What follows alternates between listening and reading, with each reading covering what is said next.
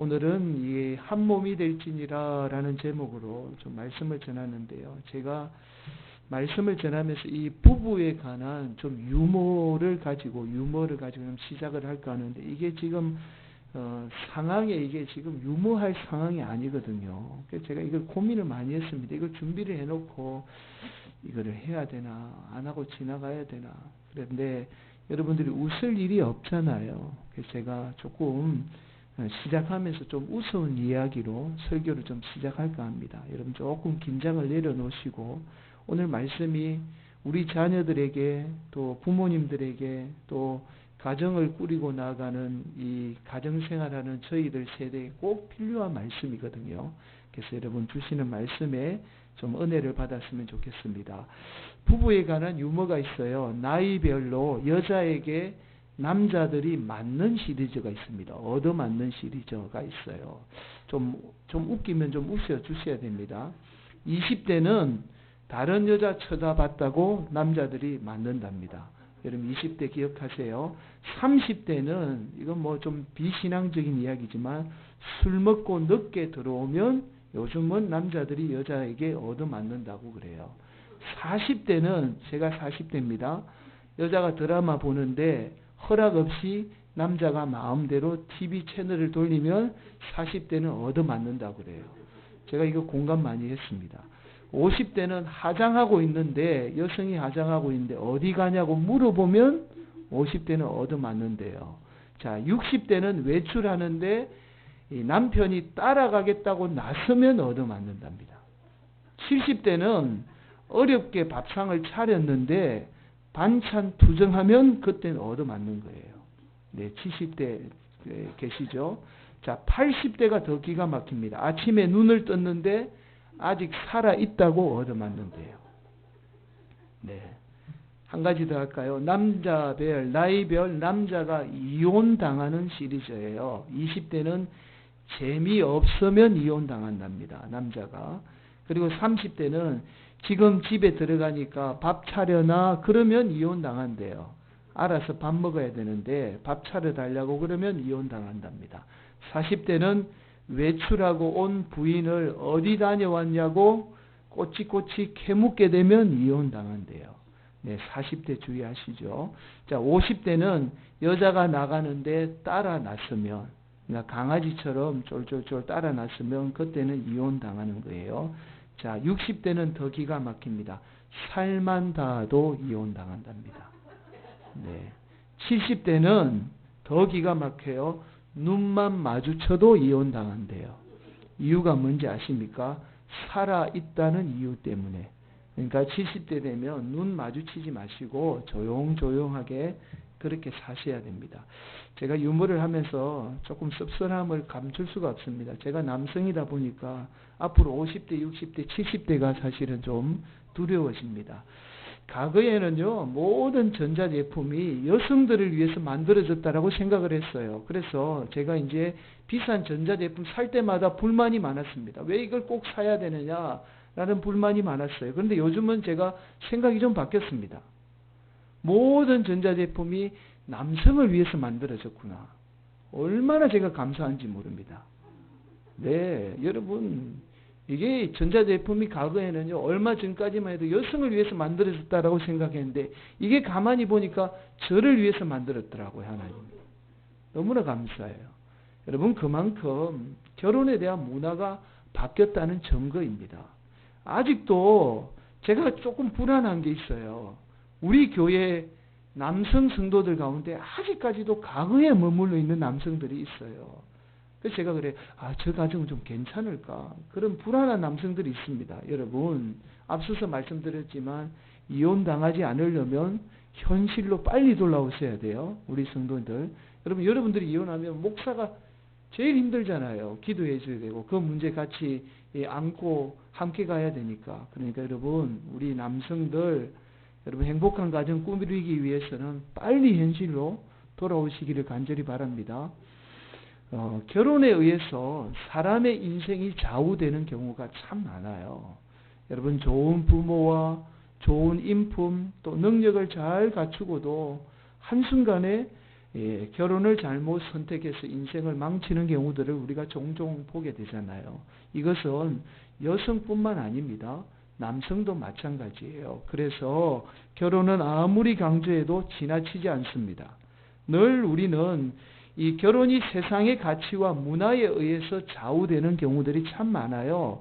대부분의 성도들 가운데 또 많은 분들이 결혼이 불안하고 어떤 불행한 원인이 어디에 있는가 이렇게 분석을 해보면 세상의 가치와 문화에 의해서 배우자를 선택하기 때문에 결혼이 불행해지는 거예요.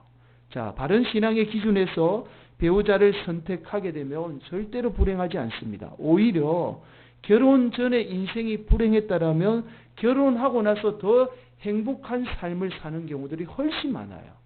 자, 이것이 하나님이 우리 인간에게 결혼을 허락한 이유입니다. 하나님이 우리에게 너 결혼해야 돼. 사람은 반드시 태어나서 결혼해야 돼 라고 말씀하신 이유가 어떠냐면 우리가 혼자 살 때보다 결혼해서 살 때 더 행복하게 하기 위해서 하나님이 우리에게 결혼을 허락한 거예요.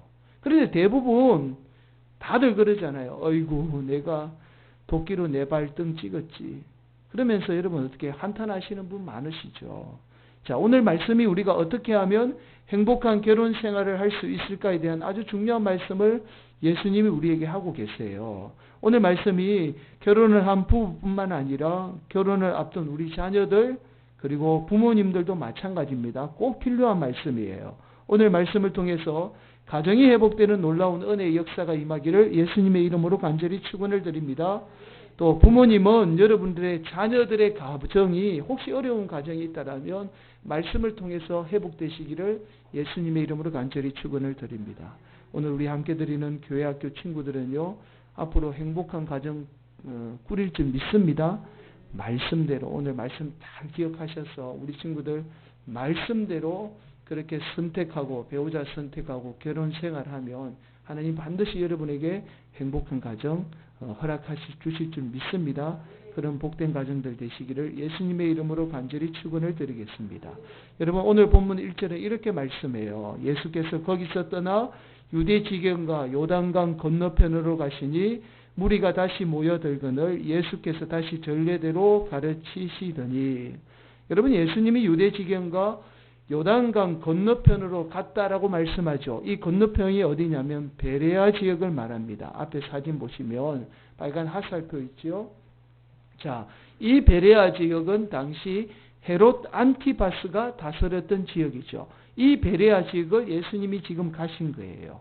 자, 그러자 2절에 의하니까 바리새인들이 예수께 나와 그를 시험하여 묻되 사람이 아내를 버리는 것이 옳으니까 바리새인들이 예수님을 시험을 한 거예요. 자, 왜냐하면 여러분 세례 요한이 헤롯 안티파스가 아내를 버리고 헤로디아와 재혼한 것을 비난했죠. 그래서 어떻게 됐죠? 세례 요한이 처형을 당했잖아요. 자, 지금 바리새인들이 예수님이 이 헤롯 안티파스가 다스리던 베레아 지역을 오게 된 것, 왔다라는 소식을 듣고는 예수님을 어떻게 해요? 세례 요한과 똑같이 그렇게 어려움에 빠뜨려서 죽이려고 시험을 한 거예요. 자, 당시 율법에 의해서 예수님이 아내를 버리면 안 된다라고 말씀하게 되면 예수님도 세례 요한처럼 어떻게 헤롯 안티파스를 비난하게 되잖아요. 그래서 그렇게 예수님을 시험에 빠뜨려서 지금 예수님이 헤롯 안티파스를 비난하게끔 만들어서 죽이려고 한 거예요. 지금 2절이 그 이야기를 하고 있습니다. 자, 예수님을 시험하는 바리새인들에게 예수님이 이렇게 말씀해요. 모세의 율법에는 어떻게 명하였느냐라고 되리어 그들에게 질문을 하게 되죠. 그러자 바리새인들이 이렇게 대답합니다. 4절이죠. 이르되 모세는 이혼 정서를 써주어 버리기를 허락하였나이다. 아마도 바리새인들이 예수님이 모세의 율법에 관해서 말씀하시는 것으로 보아 예수님이 이혼에 관해서 허락을 하고 계시는구나 라고 그렇게 생각을 했을 거예요. 그러나 예수님이 5절에 이렇게 말씀합니다. 예수께서 그들에게 이르시되 너희 마음이 완악함으로 말미암아 이 명령을 기록하였거니와. 자, 이 말씀에 대한 좀 설명이 필요합니다. 여러분 모세가 신명기 24장 1절 4절에 이렇게 말씀해요. 자, 1절이죠. 앞에 있습니다. 사람이 아내를 맞이하여 데려온 후에 그에게 수치되는 일이 있음을 발견하고 그를 기뻐하지 아니하면 이혼 정서를 써서 그의 손에 주고 그를 자기 집에서 내보낼 것이요. 여러분, 만약에 여자와 결혼을 했는데요, 이 여성이 수치된 일을 한 거예요. 그러면 율법에 의해서 여성을 반드시 집으로 돌려보냈습니다. 그런데 모세는 이렇게 이야기해요. 돌려보낼 때에 그냥 보내지 말고 이혼 정서를 써서 반드시 돌려보내라 라고 그렇게 이 말씀을 한 거예요. 그리고 4절에 이렇게 말씀합니다. 그 여자는 이미 몸을 더럽혔은즉 그를 내보내 전남편이 그를 다시 아내로 맞이하지 말지니. 여러분, 이 말씀은 혹시 버림받은 여인이 어떻게 해요? 전남편을 떠나서 둘째 다른 남자와 결혼을 해서 살다가 또 그 남편과 잘못되어서 혼자 되었을 경우에는 절대로 전남편이 이 여인을 거두어들여서는 안 된다라는 말씀이에요. 자, 여러분, 모세가 이 이야기를 한 이유가 있어요.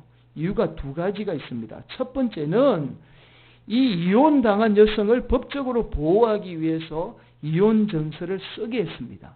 자, 여러분, 이혼 정서를 써주지 않으면 여성을 돌려보내도 여성은 어떻게 여전히 첫 번째 남편의 아내에 머물러 있게 돼요.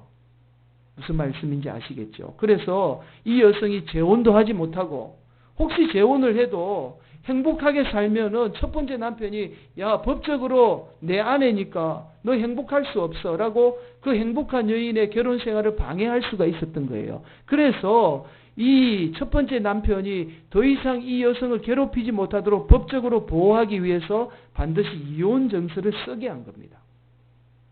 자, 두 번째, 돈과 관련이 있어요. 이스라엘 백성들은 결혼할 때에 여성을 데려올 때 반드시 여성의 집에 뭘 했냐면 결혼 지참금을 반드시 주고 여성을 데려오게 했습니다. 그런데 그 여성을 집으로 어떻게 해요? 돌려보낼 때는 다시금 그 여성의 집에 지참금을 요구하지 못하도록 어떻게 해요? 이혼 정서를 쓰게 한 거예요. 이혼 정서를 쓰게 하고 여성은 데려가되 돈은 요구하지 못한다라고 그 정서를 통해서 쓰게 한 거예요. 또 하나, 만약에 이 여성이 재혼을 해서 재혼한 남편이 뭐 어떻게 죽거나 아니면 재혼한 남편으로부터 유산을 물려받게 될 경우에 첫 번째 남편이 이 여성의 돈에 욕심을 내어서 돈을 탐하지 못하도록 요구하지 못하도록 하기 위해서 반드시 이혼 정서를 쓰게 했다라는 거예요.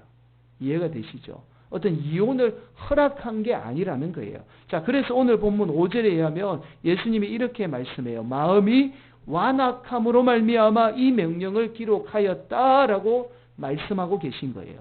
사람의 완악함 때문에 여성을 보호하기 위해 당시에 약하고 소외되고 힘없는 여성을 보호하기 위해서 이혼을 허락한 거지 하나님이 어떻게 원해서 이혼을 하라라고 말씀한 게 아니라는 것을 예수님이 지금 말씀하고 있는 겁니다. 자, 이해가 되시죠? 사실 예수님 당시에요, 바리새인들이 이 모세의 율법을 악용해서 신명기 24장 1절에서 4절을 악용했어요. 수많은 여성들을 특별한 이유 없이 그렇게 버리거나 내쫓거나 그렇게 여성을 학대했습니다. 그런 일들이 비일비재했어요. 자, 그러면서 예수님이 이렇게 말씀해요. 7절 9절이죠. 우리가 함께 봉독합니다. 시작. 이러므로 사람이 그 부모를 떠나서 그 둘이 한 몸이 될지니라. 이러한 적 이제 둘이 아니요 한 몸이니 그러므로 하나님이 짝지어 주신 것을 사람이 나누지 못할지니라 하시더라. 자, 이 말씀이 어떤 말씀이냐면 태초에 하나님이 우리를 창조할 때요 혼자 창조한 게 아니라는 거예요. 두 사람이 반드시 한 몸이 되도록 창조하신 거예요. 그런데 태어날 때는 어떻게 해요? 각자 부모 밑에서 태어나고 자라게 하신 겁니다. 그러나 결혼하게 되면 이제는 부모를 떠나서 하나님이 태초에 창조했던 원래의 한 몸으로 돌아가겠다라는 말씀이에요. 자, 그래서 결혼을 통해서 하나님이 한 몸으로 이루게 한 이 부부를 사람이 어떻게 해요? 하나님이 어떻게 태초부터 한 몸으로 그렇게 만들어 놓은 걸 사람들이 절대로 나눌 수 없다라고 예수님이 지금 말씀하고 계신 거죠. 자, 이것을 에베소서 5장 31절 32절은 이렇게 말씀해요. 그러므로 사람이 부모를 떠나 그의 아내와 합하여 그 둘이 한 육체가 될지니 이 비밀이 크도다. 나는 그리스도와 교회에 대하여 말하노라. 부모를 떠나서 부부가 한 몸이 되는 것이 사도 바울은 이렇게 이야기해요. 크고 놀라운 하나님의 비밀이다. 이 속에는 하나님의 놀라운 비밀이 있다라는 거예요. 여러분, 엄청난 비밀이 있다라는 거예요.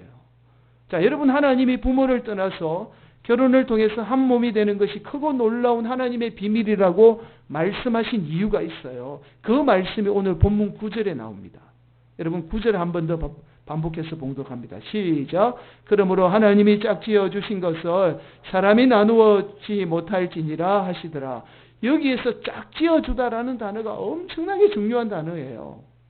그럼 이게 어떤 단어냐면 시즈 거님이라는 아주 어려운 단어인데 함께 멍에를 매다라는 단어입니다. 이 단어가 성경에 딱 2번 나와요. 마태복음 19장 13절에 나와요. 마태복음 19장 13절은 오늘 본문과 똑같은 이야기, 하나님이 짝지어 주신 것, 그 이야기거든요. 그러니까 하나님이 성경을 통해서 결혼에 대해서 이야기할 때 이 단어를 딱 한 번 썼습니다. 시즉 거님이 함께 멍에를 매다라는 단어예요. 그게 짝지어 주다라는 뜻입니다. 바로 하나님이 결혼을 통해서 부부를 짝지어 주신 것이 어떤 의미냐면 함께 멍에를 매기 위해서 짝지어 주셨다라는 거예요. 자, 이것이 바로 기독교가 말하는 우리의 신앙에 말하는 결혼의 본질이에요. 정리하면 이렇습니다. 하나님이 우리를 결혼을 통해서 한 몸으로 짝지어 주신 목적은 서로 멍에를 함께 매기 위해서 한 몸으로 짝지어 주셨다라는 거죠. 여러분, 팀 켈러 목사님이 쓰신 결혼을 말하다라는 책에 보면 똑같은 이야기를 합니다. 여러분, 결혼을 앞둔 청년들이나 우리 청년들이 이 책은 좀 꼭 읽었으면 좋겠어요. 결혼을 말하다라는 책이 있는데요. 우리 인류가 르네상스 시대 이전에는 인간의 결혼의 목적이 생명을 이어가기 위한 하나의 거룩한 수단으로 결혼을 생각했다라는 겁니다. 그런데 르네상스 시대 이후에 인본주의가 어떤 세상을 지배하면서 인간의 결혼 목적이 변질이 되어버렸대요. 어떻게 변질이 되었냐면 오로지 내 행복을 추구하기 위한 수단으로 결혼이 변질이 되어버렸다라는 거 이야기를 하고 있습니다.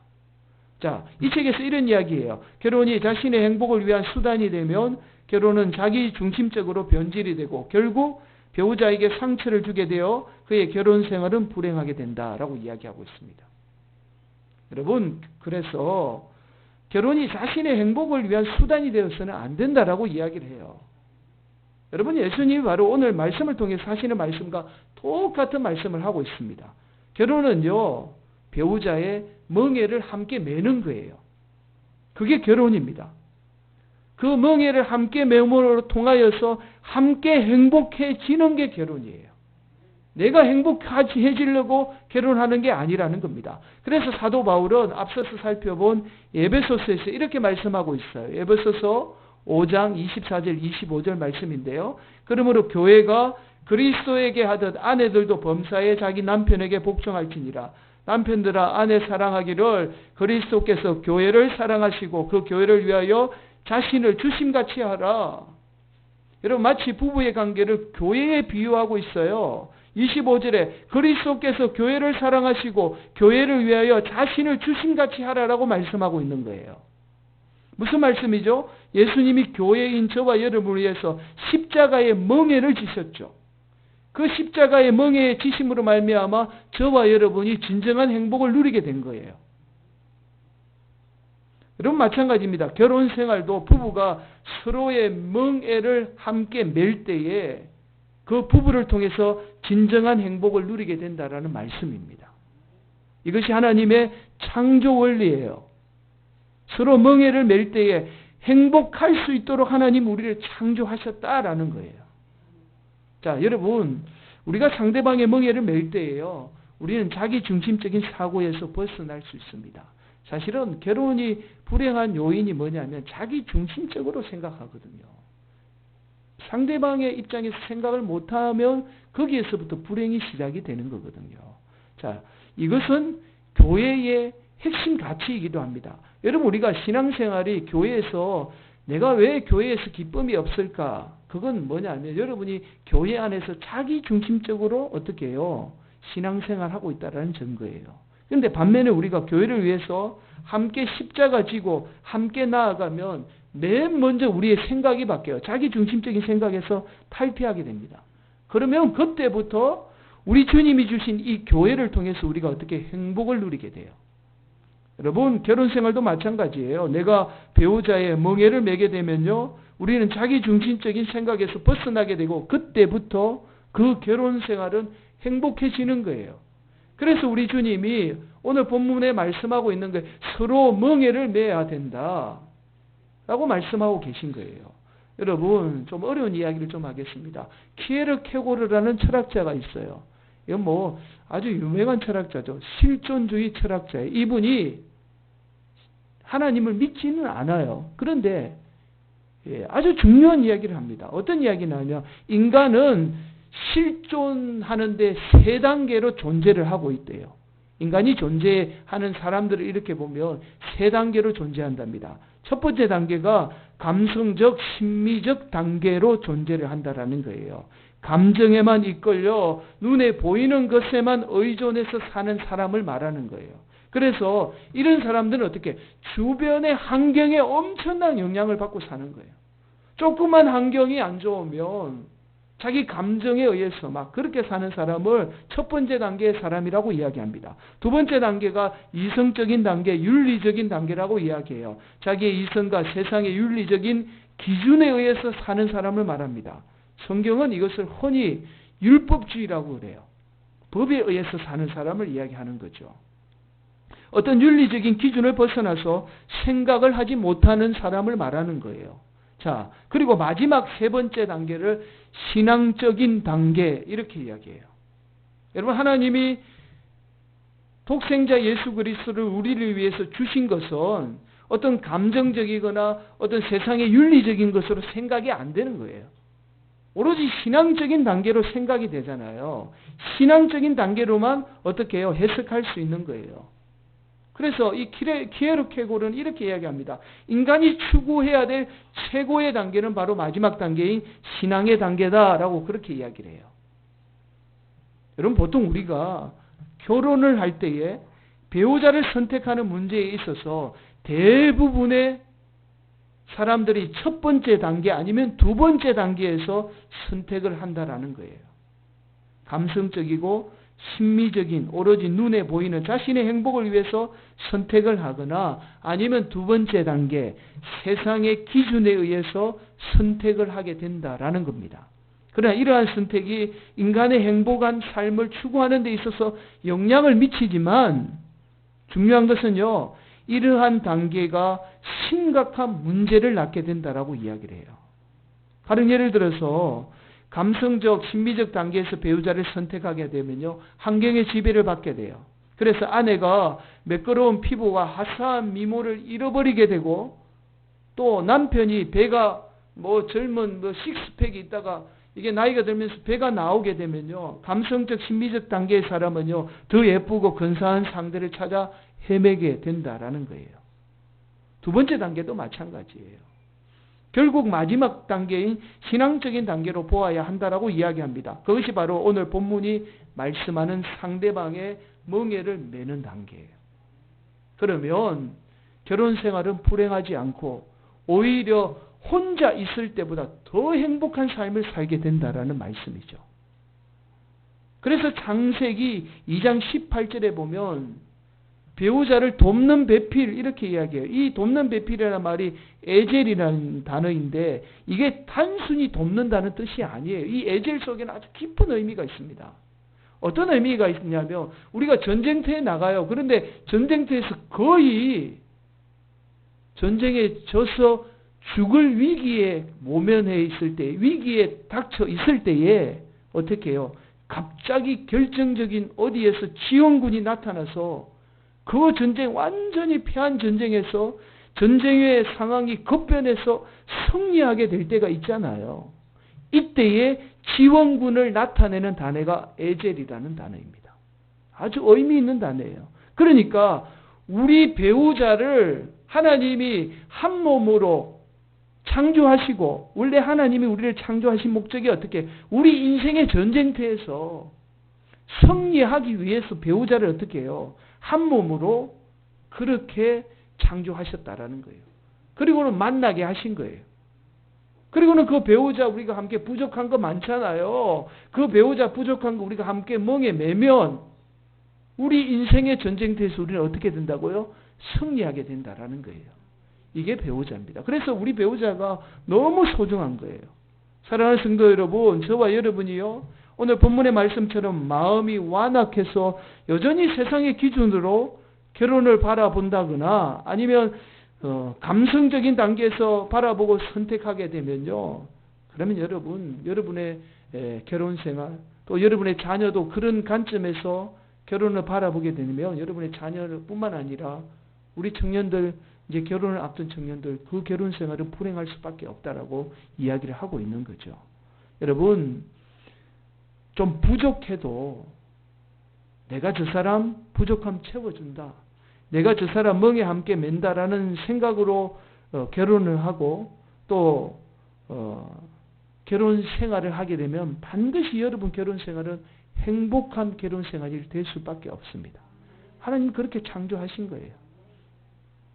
여러분, 우리 인생의 전쟁터에서 반드시 승리하게 돼요. 그래서 여러분, 우리가 서로 다르게 만나게 된 거예요.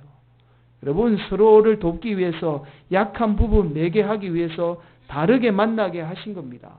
많은 부부들이 그러잖아요. 좀 살다 보면 너무 안 맞다고.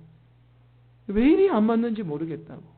그럼 여러분, 왜 이리 안 맞느냐고 그렇게 원망하지 말고 하나님 너무 감사하다고. 나하고 안 맞는 부분을 이 사람을 통해서 채워주시는구나. 이 사람을 통해서 내가 이 사람의 멍에를 함께 매면 하나님께서 이 사람을 통해서 나에게 행복한 가정 허락해 주시기 위해서 안 맞는 사람을 하나님이 붙여줬구나. 그렇게 감사하게 여겨야 한다라는 거죠. 그럼 부모님들도 마찬가지예요. 자식이 결혼하는 순간 오늘 본문에 의하니까 떠나보내야 한답니다. 떠나보내야 해요. 결혼을 하는 순간 자식은 내 생명같이 여기면 안 돼요. 이제는 자식은 내 생명이 아니에요. 누구 생명이라고요? 자녀들이 부족한 부분을 서로 질 수 있도록 두 사람이 생명처럼 한 몸처럼 여기도록 부모는 떠나보내야 됩니다. 그럴 때에 여전히 여러분, 내 자식만 어떻게 해요? 생명같이 여기면 여러분의 자식은 분명 결혼 생활은 분명히 불행하게 돼요. 두 사람이 생명같이 여기도록 어떻게 하든지 두 사람이 생명같이 여기도록 떠나보내야 한다라는 거죠.